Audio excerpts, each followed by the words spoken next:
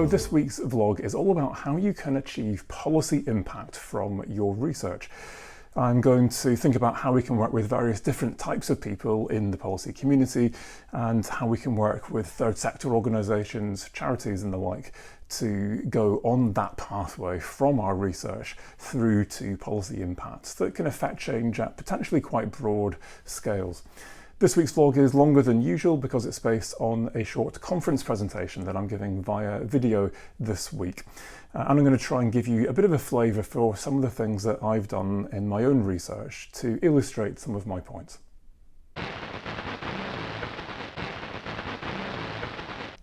My goal in this presentation is to help you if you are starting out on your journey to policy impact, to find the first steps that can very practically enable you to work both effectively and efficiently with the policy community, and in particular to think about how you can do that with third sector organisations and charities as well. I'm going to draw on my research on science policy dialogue and impact to try and identify some practical steps and tools that you can use, and I'll illustrate this with some of my own research on peat bogs and my own journey to policy impact. So I've got three key messages for you, and the first of these, the first step, is that you need to find an evidence gap or policy challenge that people actually care about. So I think one of the biggest mistakes that people make is that they do their research and then hope that someone somewhere is interested. And clearly, very often that doesn't work. There's nobody who's interested. I think a slight advance on this, but still a mistake, is that I try and work out what that gap or policy challenge is myself, do the research, and then hope that this works. And actually I discovered that, well, you know what, I didn't get that quite right. If only I'd actually spoken to some real policymakers, or at least some people who know about policy, before I designed that research and tried to make that contribution.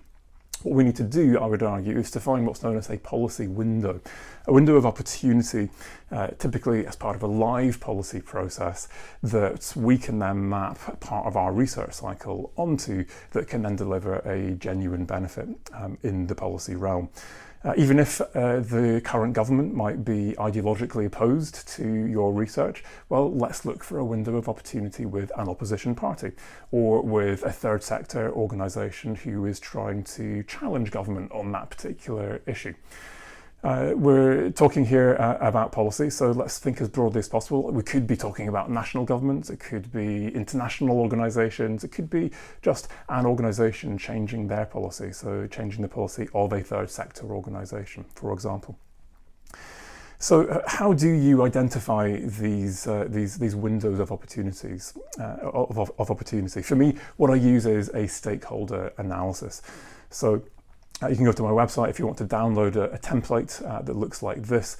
But essentially, we're just asking ourselves three questions. Who is interested in the things that we are interested? Some intersection at some point between our research and what they ideally want to do in the policy realm. Then who has the ability to influence change, whether that's to facilitate or to block the impacts that you might want to see. And who will be impacted. Ideally, who's going to benefit most from your research, whether directly or indirectly, but let's also think about this in terms of if there are people who might be negatively affected as well. The way that this saves you time is that now I'm not just taking a scattergun approach and going out to everyone or waiting for everyone to come to me. I'm now targeting 1, 2, 3 people. From specific organisations, reaching out to them, and I'm doing this in a tailored way now. I've identified the intersection between their interests and mine, and I'm now writing an email that says, yeah, I know that you're interested in this, I'm doing this, and I think that I might be able to help. Could we meet up? And of course, the response you get from that is generally quite positive. Well, if you could help with that, great, yeah, let's talk. And so rather than spending multiple emails or waiting forever for something to come to you, a few targeted emails and meetings, and you've got your pathway to impact, and you're co-designing this with them to meet their needs, rather than hoping that you got this right. The second step is to focus on benefits and then work out systematically how you're going to realise those benefits for the people that you've identified in your stakeholder analysis. I think One of the biggest mistakes people make is they focus on the policy processes rather than the ultimate goal. And we kind of lose sight of that because we're so focused on the next consultation or policy brief or whatever, high-level meeting, that actually this is about changing policy to help people. And if all we've got to show at the end of this is a bunch of meeting minutes and consultation responses and policy briefs, then all we've got is a pathway. What I need to know is whether that pathway has actually benefited anyone. And that's the point at which your pathway turns into an impact. So I'm always asking, what happened next? And if I don't know the answer, I'm going and I'm looking and I'm trying to find a next to see if I can make that next thing happen. I'm not just leaving this to chance, hoping for the best. The way that I do this is with an impact plan. So again, if you go to my website, you can download an editable template like this.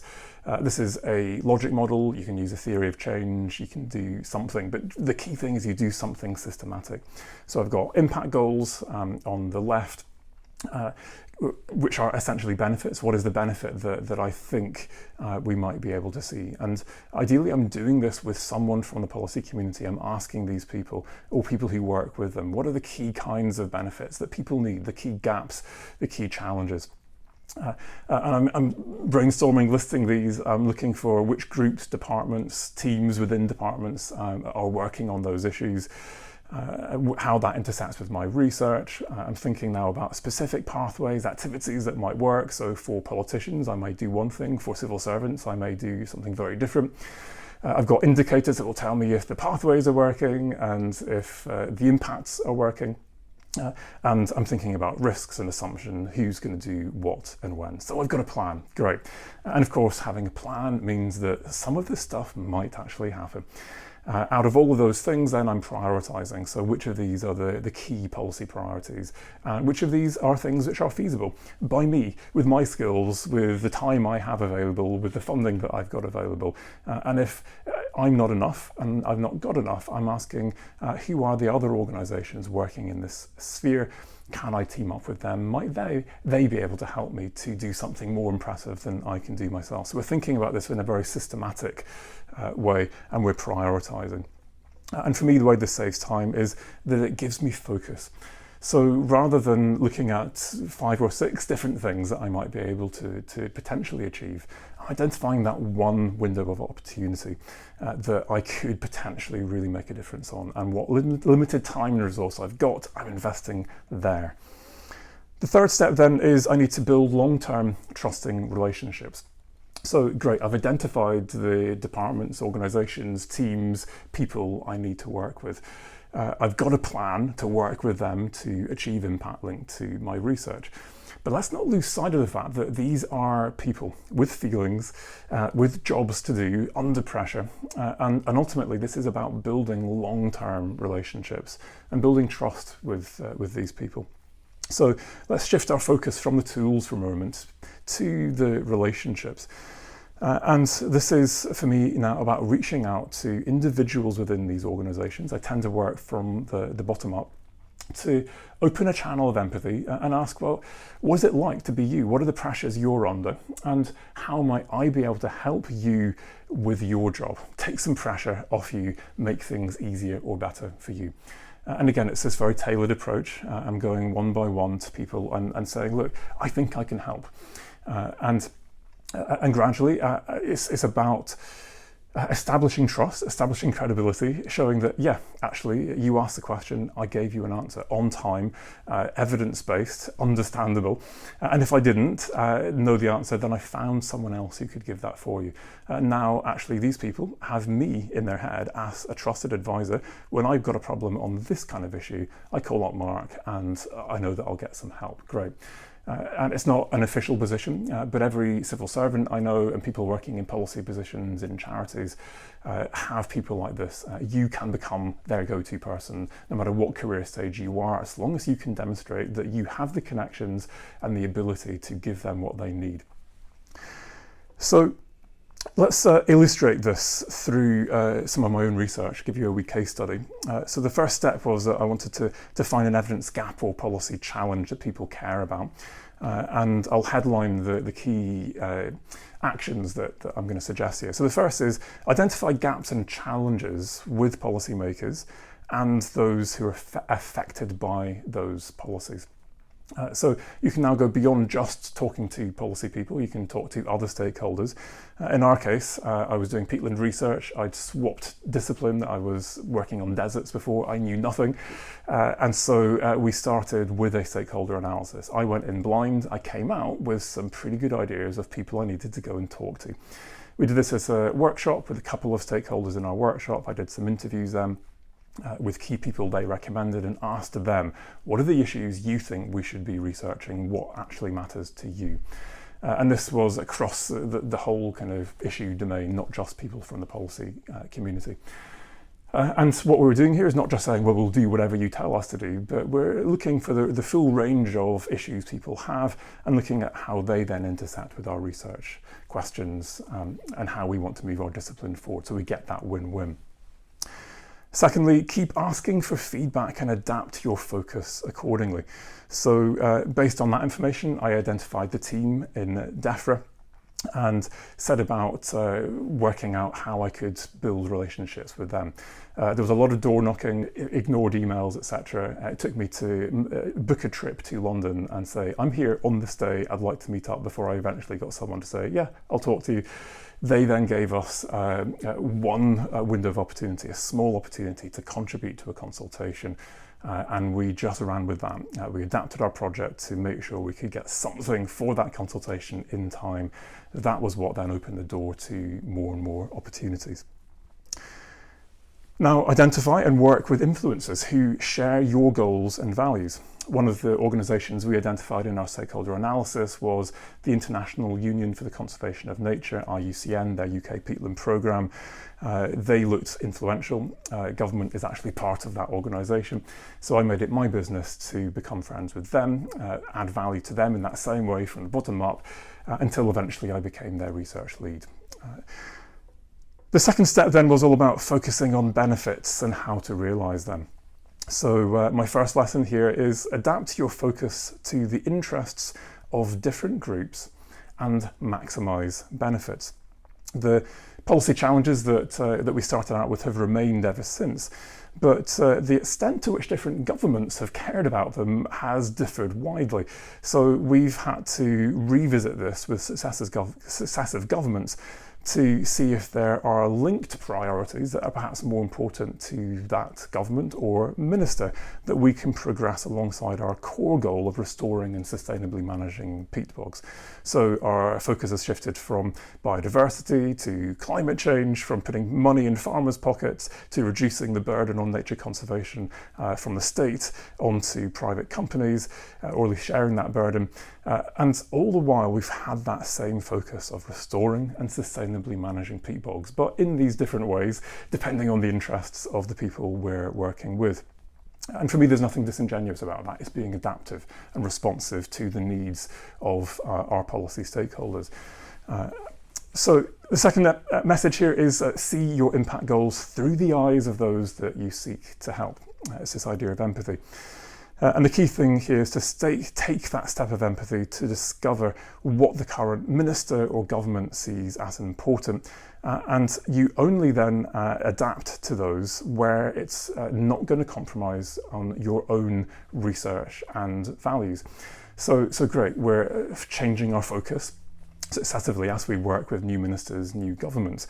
But there has to be a limit. There is a red line over which, you know what, ultimately you can be a climate denier, but I am going to continue to present the evidence of the effects of climate change and what we need to do about that.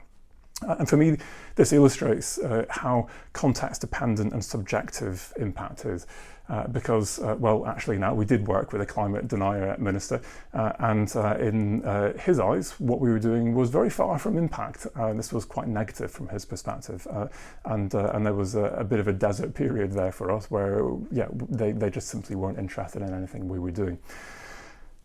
The third final message from this step is to identify multiple impact goals and pathways so you can adapt when things go wrong. We had lots of goals, we had lots of pathways. And as a result, that was what enabled us to adapt over those years. So we've got our core goal, but we've got lots of sub-goals, and we've got pathways which are kind of more or less active at different times. And I think it's important to think about how you can be adaptive ahead of time, if possible, by coming up with those multiple pathways. Finally, my third step is building long-term, trusting, two-way relationships. And I'm going to just expand out from the UK context for a moment here, because I've got a new opportunity quite recently to work more intensively with the United Nations on peat bogs. And so I've worked with each of the 3 Rio conventions over the last decade or so. Some of my research has, as a result, got into various UN reports, science policy interface type processes. But to be honest, it's very hard to actually pin down, did that make a difference? Was that picked up by the convention? These processes are so long and complicated, it's very hard to actually demonstrate impact from all of that engagement. So for me, this was about trying to establish a pathway that could achieve genuine change through the UN system.